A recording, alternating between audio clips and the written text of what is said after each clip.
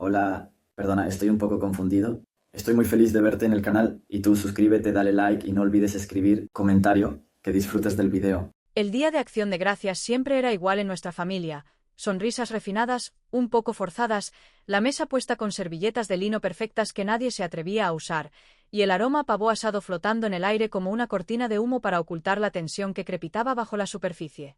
Mi madre llevaba desde las 9 de la mañana preparándose para la salsa, mi padre ya iba por su segunda copa de bourbon cuando nos sentamos, y mi hermano Nick, bueno, Nick nunca perdía la oportunidad de asegurarse de que todos en la sala supieran que lo hacía mejor que los demás.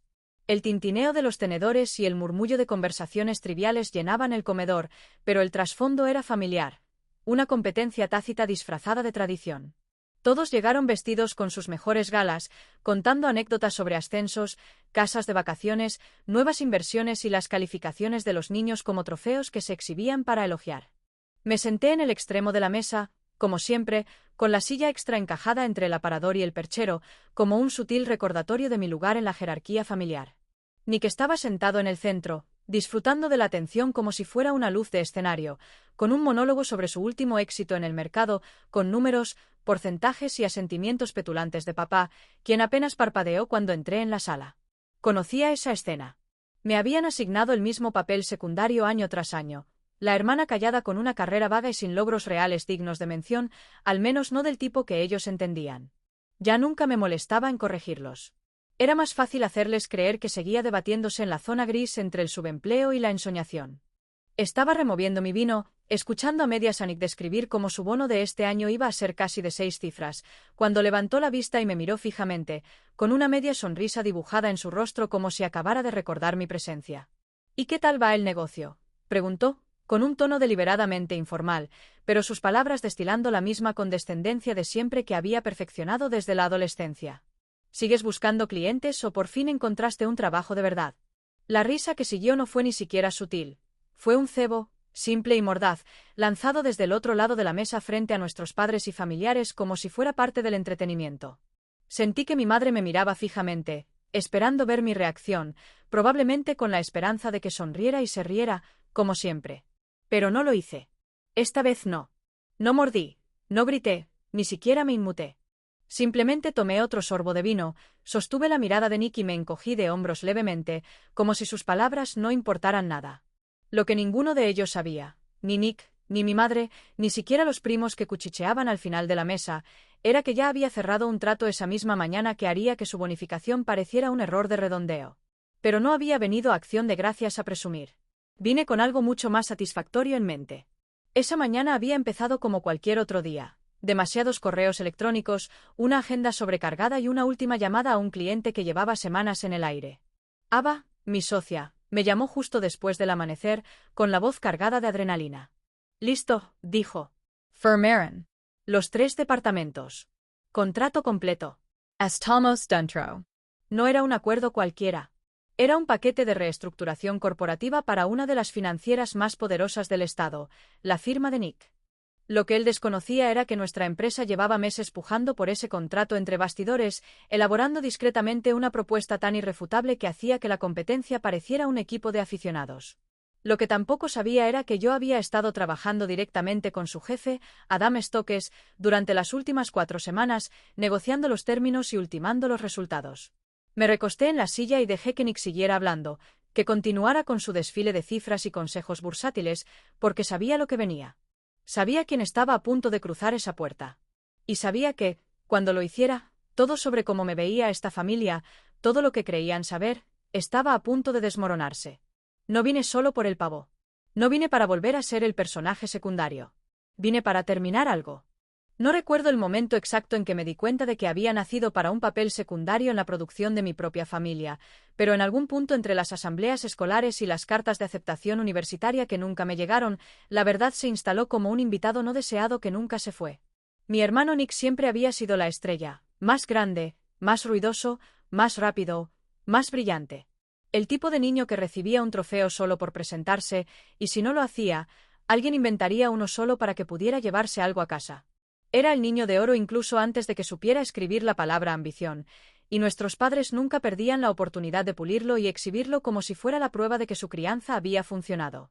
Solía pensar que podría alcanzarlos, que tal vez si me esforzaba más, sonreía más o sacaba sobresalientes en suficientes clases, me mirarían como a él. Pero nunca se trató de intentarlo. Se trataba de quienes habían decidido que éramos desde el principio y siempre me presentaban como la que tenía potencial pero le faltaba rumbo, mientras que a Nick lo llamaban motivado incluso antes de tener carnet de conducir. Jugaba fútbol americano universitario, vestía trajes a medida en la época de las carreras profesionales del instituto y hablaba de acciones antes de cobrar un sueldo. Mientras tanto, yo garabateaba en cuadernos y escribía poesía en servilletas, intentando encontrarle sentido a un mundo que me decía una y otra vez que no estaba hecho para las grandes ligas. Nuestros padres nunca lo dijeron abiertamente, pero su decepción tenía un matiz, un suspiro en la voz, una mirada fugaz a través de la mesa, una sonrisa forzada que siempre llegaba un segundo tarde. Nick va a ser director ejecutivo algún día, decía mi padre, con el pecho inflado y la voz llena de seguridad. Deberías buscarte un buen hombre con quien casarte, añadía mi madre, dándome una palmadita en la mano como si fuera lo mejor que podía desear. Cada palabra que pronunciaban venía envuelta en un ánimo que sonaba más a advertencia. No te metas en grande, no sueñes demasiado y por Dios, no nos avergüences aspirando demasiado. Cuando Nick entró a la escuela de negocios, organizaron una cena. Cuando conseguí una beca para un programa de arte, me enviaron un mensaje que decía, «Felicidades, supongo». Volvió a casa con historias de prácticas en bancos y fondos de cobertura y mentores con jets privados. Yo volví a casa con los dedos callosos por pintar decorados en la escuela de teatro y con historias de ensayos nocturnos que nadie quería oír. Cada logro que alcanzaba parecía venir con una nota a pie de página, menos impresionante, menos serio, menos importante. Con el tiempo, dejé de intentar impresionarlos. No porque ya no me importara, sino porque me cansé de que me midieran con una regla que no ayudé a crear. Empecé a construir una vida que tuviera sentido para mí, pieza por pieza, aunque ellos no se dieran cuenta. Acepté trabajos independientes, empecé a diseñar contenido digital para pequeñas empresas, lancé proyectos que apenas me pagaban el alquiler, pero que alimentaban mi alma como sus elogios nunca lo hicieron. Encontré mi ritmo fuera de sus focos, e incluso cuando tropecé, incluso cuando el dinero escaseaba y los días se hacían largos, seguí adelante. Porque ya no buscaba su aprobación, sino mi propio sentido de propósito. Aún así, es extraño cómo esos primeros años se te pegan en los huesos como papel pintado viejo, como los roles que nos asignan en la infancia pueden resonar con tanta fuerza en la edad adulta. A veces todavía oigo la voz de mi padre en mi cabeza, diciendo, Nick es un líder nato, mientras yo, sentada a 1 metro de distancia, me preguntaba en qué me convertía eso. A veces todavía siento esa punzada de envidia al ver con qué facilidad Nick se cuela en cada habitación como si fuera suya, como el mundo parece abrirse ante él con la mitad del esfuerzo que antes me costaba a mí. Pero esos momentos ahora son fugaces, fantasmas de un guión que ya no sigo. Déjame preguntarte algo. ¿Alguna vez creciste en una familia donde te sentiste como un actor secundario en la historia de éxito de alguien más? ¿Alguna vez viste a un hermano recibir una lluvia de elogios mientras tú luchabas por ser visto? ¿Alguna vez te dijeron, de maneras tan sutiles, que tus sueños no eran serios, que tu trabajo no era real, que tu valor dependía de la atención de alguien más? Si es así, quiero que sepas que no estás solo. Deja un comentario abajo y cuéntame cómo lograste liberarte, o cómo sigues luchando por hacerlo. Porque lo que no sabían era que mientras aplaudían cada paso de Nick y se felicitaban por haber criado a un futuro titán de la industria, yo construía lenta, silenciosa e implacablemente algo que ni siquiera podían imaginar. No para su aprobación, no para su atención, sino para mí. Y nunca dejé de construir. Hay un tipo particular de silencio que surge al ser ignorado. No el silencio apacible y reparador que te permite respirar y pensar, sino el pesado y opresivo que se instala en tu pecho y susurra, no importas. Viví en ese silencio durante años, sobreviviendo con trabajos independientes que apenas me daban para pagar el alquiler, haciendo malabarismos con trabajos secundarios que me dejaban demasiado cansada para pensar y mucho menos para soñar. Mientras Nick salía a cerrar tratos y asistir a retiros empresariales en el Valle de Napa, yo cuidaba niños durante el día y corregía hojas de cálculo para negocios locales por la noche, simplemente intentando mantenerme a flote el tiempo suficiente para encontrar una salida. Recuerdo un invierno en el que tenía tan poco dinero que racioné la comida, viví a base de avena instantánea y frijoles enlatados, y aprendí a estirar un billete de $20 para cubrir una semana entera de comidas. Mis botas estaban agujereadas, la calefacción apenas funcionaba y trabajaba desde una laptop restaurada que se apagaba cada vez que abría más de 3 pestañas. Pero no me quejé. No volví corriendo a casa a pedir ayuda. Simplemente seguí adelante, día tras día, porque creía en algo, aunque aún no supiera qué era. La verdad es que a la gente como yo no le ofrecen planos. Nadie nos da una guía sobre cómo construir algo desde cero. Tenemos que resolverlo a cada golpe de rodilla y noche de insomnio. Acepté todos los trabajos que pude encontrar, diseñando folletos para estudios de yoga locales, editando entradas de blog para dueños de food trucks, incluso escribiendo discursos fantasma para agentes inmobiliarios que no podían articular una frase. Me enorgullecía cada tarea, incluso las que me parecían inferiores, porque cada dólar que ganaba me acercaba un paso más a algo más grande. No fue hasta que conocí a Camilla que las cosas empezaron a cambiar. Era una de esas mujeres que te llaman la atención en cuanto entra en una habitación, no porque sea ruidosa, sino porque no tiene por qué serlo. Dirigía una agencia de consultoría especializada en transformaciones corporativas y nos conocimos por pura casualidad en un evento de networking al que casi no asistió porque no podía pagar el taxi. Recuerdo estar de pie, incómodamente, cerca de la mesa de centro, fingiendo estar absorta en el folleto del evento, cuando entabló una conversación sobre el sabor amargo del espresso. Lo que empezó como una charla informal se convirtió en una conversación de 20 minutos sobre narrativa, branding y estrategia, y al final, me dio su tarjeta y me dijo que la llamara al día siguiente.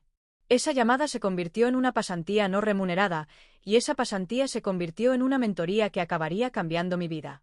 Camilla no edulcoró nada. Me lanzó al agua. Reuniones de estrategia a altas horas de la noche, reseñas brutales de clientes, plazos que parecían imposibles, pero también me enseñó a nadar.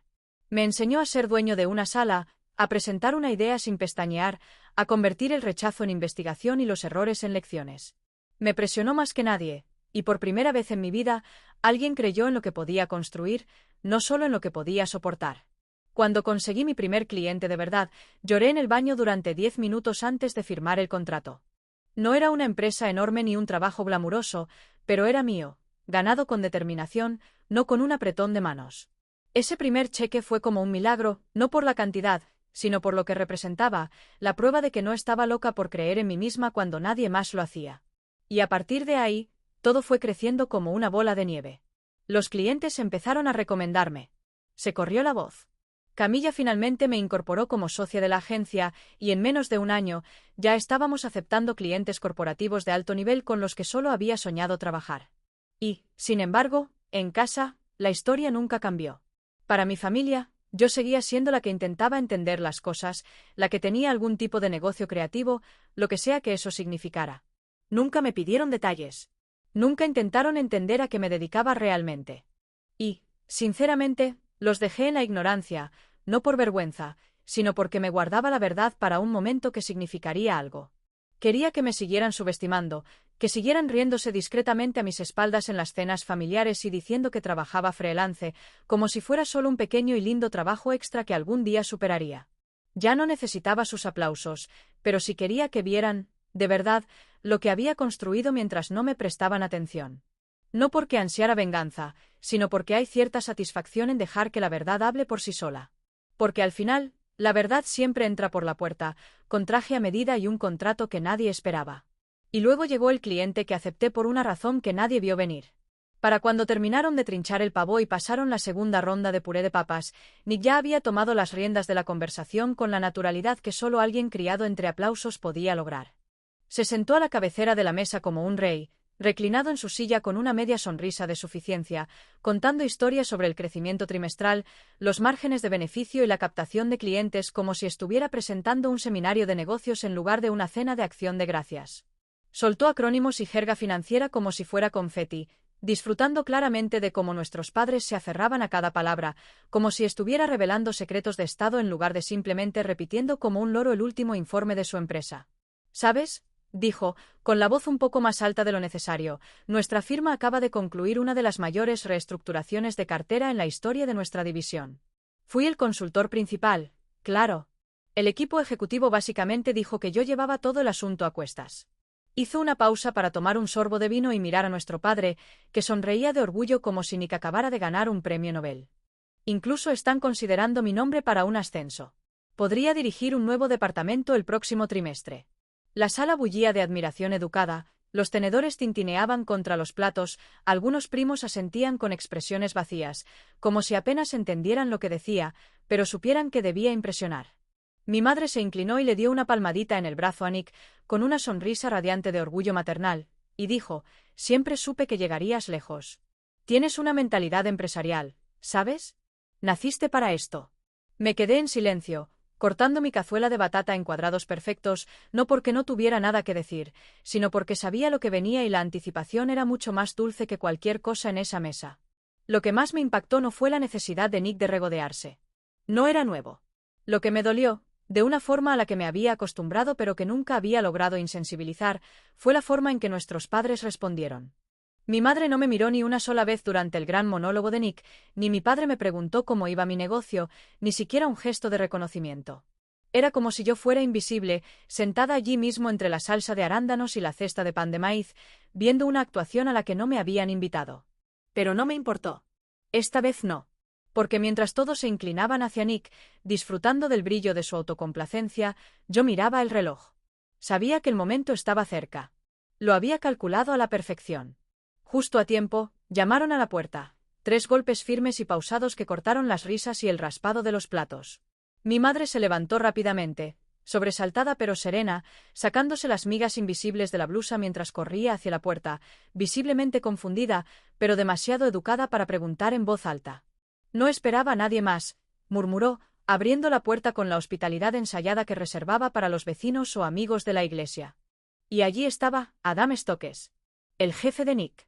Alto, elegante y con una autoridad discreta que no necesita presentación.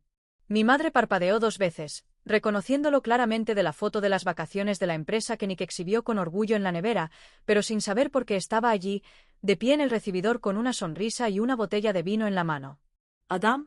Preguntó Nick, levantándose a medias de la silla, con las cejas arqueadas por la sorpresa. ¿Qué estás?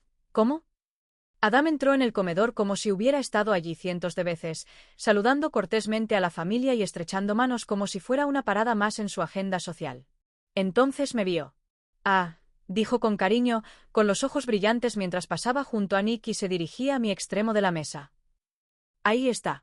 Esperaba encontrarte aquí. Antes de que nadie pudiera decir nada, se inclinó ligeramente y dijo con genuina admiración: Hoy lo arrasaste. Ese trato fue brillante. En serio, una ejecución impecable. Mi equipo todavía habla de ello.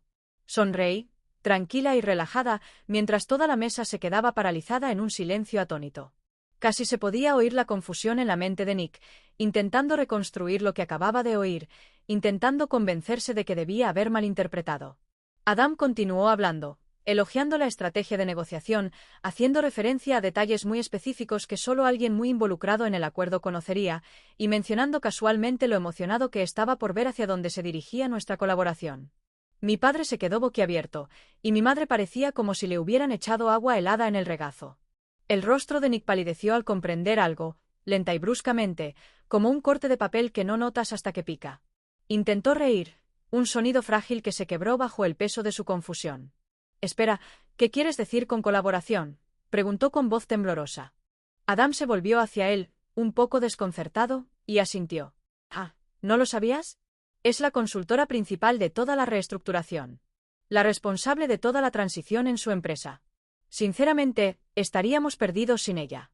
Y ese fue el momento en que Nick se dio cuenta. Él trabaja para mí. No sucedió de la noche a la mañana, y definitivamente no fue casualidad. El acuerdo que cambió mi vida por completo no fue un golpe de suerte ni un momento divino, fue calculado, deliberado y más personal de lo que nadie podría haber imaginado. Comenzó, como la mayoría de las oportunidades, con un problema que nadie más estaba dispuesto a abordar. Un problema tan complejo, tan enredado en el ego y los sistemas obsoletos, que la mayoría de los consultores lo rechazaron de plano. Pero yo lo vi de otra manera. Vi una abertura, una grieta en el cristal, un lugar donde todo podía derrumbarse o reconstruirse para ser algo mejor. Elegí reconstruirlo, y me aseguré de ser el único que podía hacerlo. La empresa llevaba años luchando en silencio, perdiendo dinero tras las puertas de la junta directiva mientras mantenía una fachada impecable ante sus inversores y clientes.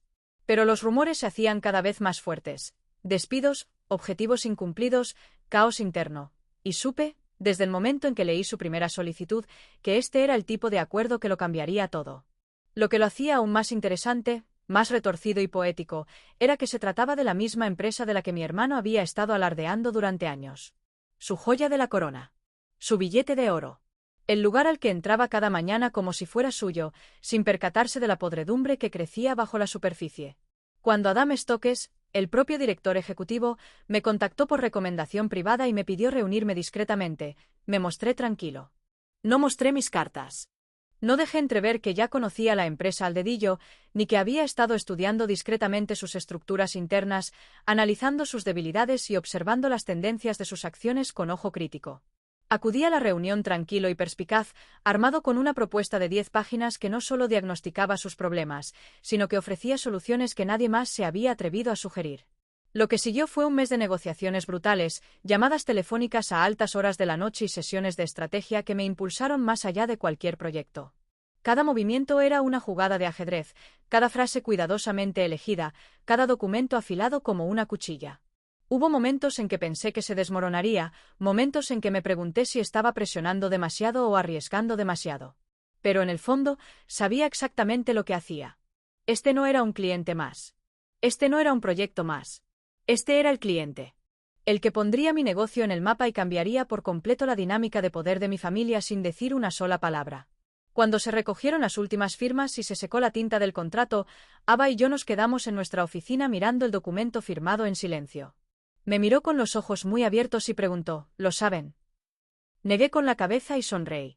Todavía no. Pero lo sabrán. Porque no se lo había dicho a nadie, ni a mis padres, ni a mis amigos, ni siquiera a Ava, hasta el último momento. Lo guardé bajo llave porque no quería que nadie arruinara la tranquila satisfacción de desvelarlo justo cuando tenía la intención de hacerlo. En 3 semanas, nuestra firma ya estaba dentro de su empresa, desmantelando estructuras antiguas, reestructurando equipos, renovando la imagen de sus servicios e implementando nuevos sistemas desde cero. No solo les ofrecíamos consultoría, sino que reestructuramos los cimientos de todo su modelo de negocio. Y en ese proceso, nos volvimos indispensables. Ese tipo de indispensables que hace que otras empresas nos llamen, pidan reuniones, ofrezcan propuestas y nos supliquen un poco de nuestro tiempo. Sin darme cuenta, ya no solo dirigíamos una empresa, sino que influíamos en 5. Nuestras estrategias se extendían por todo el sector como hilos de una red, conectándonos discreta pero poderosamente a mesas de toma de decisiones en las que ni siquiera había soñado sentarme. Mi hermano, aún ajeno a la realidad, era solo un engranaje más de una máquina de la que ahora tenía las llaves. Y no dije ni una palabra. No presumí. No publiqué nada en redes sociales ni lo mencioné en conversaciones casuales. Esperé. Esperé el momento oportuno, el que significaría algo, el momento en el que la verdad hablaría más alto que cualquier discurso que pudiera pronunciar. Ese momento llegó en la mesa de acción de gracias, cuando Adam se recostó en su silla, miró a los rostros atónitos y dijo, sin una pizca de sarcasmo, es una de las mentes más brillantes del momento. No tienen idea de la suerte que tenemos de tenerla a bordo. El silencio que siguió fue el aplauso más sonoro que jamás había recibido. Mi madre se aclaró la garganta, intentando disimular el temblor en su voz. Mi padre parecía haberse tragado su orgullo y no podía contenerlo. Y Nick, el pobre Nick, se quedó allí sentado, parpadeando, repasando cada frase en su cabeza, intentando encontrar una versión de la historia donde él saliera victorioso. Pero no acepté este cliente solo por el dinero. Después de retirar los platos y de que las conversaciones se redujeran a silencios incómodos e intentos poco entusiastas de charla trivial, Nick me encontró sola cerca del pasillo lateral, de pie junto al viejo armario de roble donde nuestra madre guardaba las servilletas de lino que solo sacaba 2 veces al año. Sus pasos eran vacilantes, no como los pasos seguros que solía dar al entrar en una habitación esperando aplausos, sino más lentos, más cautelosos, como si caminara hacia algo que aún no podía identificar, pero que sabía que no podía ignorar. No dijo nada de inmediato. Simplemente se quedó allí, con la mandíbula apretada y los brazos cruzados, cambiando el peso de un pie a otro como si intentara mantener el equilibrio sobre algo invisible. Cuando por fin habló, su voz no sonaba enfadada como esperaba, era baja, quebradiza, como si la hubieran raspado en carne viva. Podrías habérmelo dicho, dijo, sin mirarme directamente. Podrías haber dicho algo. No respondí de inmediato. Solo lo miré un momento, lo miré de verdad. Y por primera vez en años, no vi al imponente hermano mayor bajo el que había crecido. Vi a un hombre repentinamente inseguro de todo lo que creía saber, luchando por encontrarle sentido a la historia que se había estado contando durante años. No quería saberlo, dije en voz baja, sin amargura, sino con sinceridad. Nunca preguntaste, Nick. Solo lo supusiste. Me miró entonces, y sus ojos ya no estaban llenos de superioridad ni burla como antes. Estaban llenos de confusión, de esa desorientación que surge al darse cuenta de que el mundo no está construido como uno creía. ¿Y qué? Preguntó, mientras la frustración volvía a crecer, intentando ocultar la vergüenza subyacente. ¿Era algún plan? ¿Alguna fantasía de venganza que llevabas tiempo esperando? Casi me reí, no porque fuera gracioso, sino porque ilustraba a la perfección cómo seguía creyendo que todo giraba en torno a él. No se trataba de ti, dije, con la voz firme, arraigada en algo más profundo que el rencor. Nunca lo fue. No creé mi empresa para demostrarte nada. No firmé con la firma de tu jefe solo para obtener una reacción. Lo hice porque sabía que podía. Porque necesitaba demostrarme algo a mí mismo, que podía ascender con mis propias reglas, sin que nadie me allanara el camino ni me diera un maldito plan. Volvió a apartar la mirada, apretando la mandíbula, y noté que intentaba aferrarse a su orgullo, que intentaba mantener el equilibrio en una habitación donde el suelo se había movido bajo sus pies. Siempre pensaste que eras el único que trabajaba duro, dijo en voz baja. ¿Crees que no me he ganado lo que tengo? No, dije con sinceridad. Creo que te esforzaste mucho. Solo creo que siempre tuviste a alguien animándote mientras yo tenía que construir en silencio. Te aplaudían por cruzar el escenario. Yo tuve que subir las escaleras traseras a oscuras y esperar que nadie me viera caer. No tuvo respuesta para eso. No de inmediato. Solo asintió lentamente, como quien finalmente se da cuenta de que el silencio a su alrededor no estaba vacío, solo estaba lleno de voces que nunca se molestó en escuchar. Hubo una larga pausa entre nosotros entonces, y por primera vez en años, no parecía una pelea. Parecía algo más tranquilo, más honesto, más incierto. Finalmente, preguntó, ¿planeaste esto?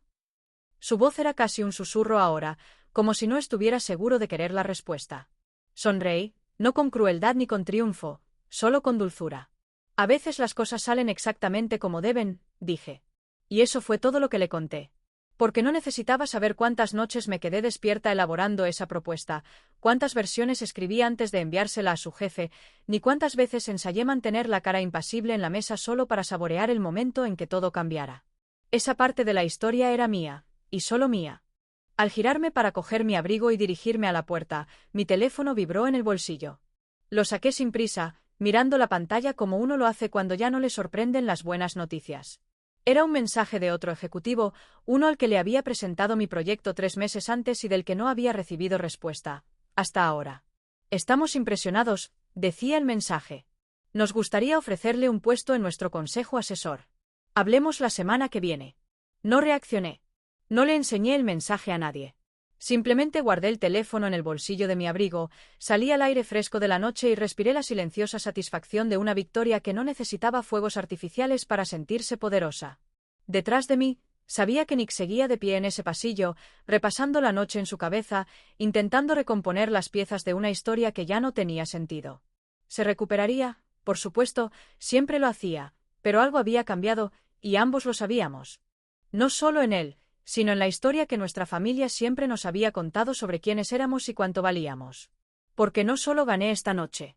Reescribí la historia que siempre intentaban contar sobre mí.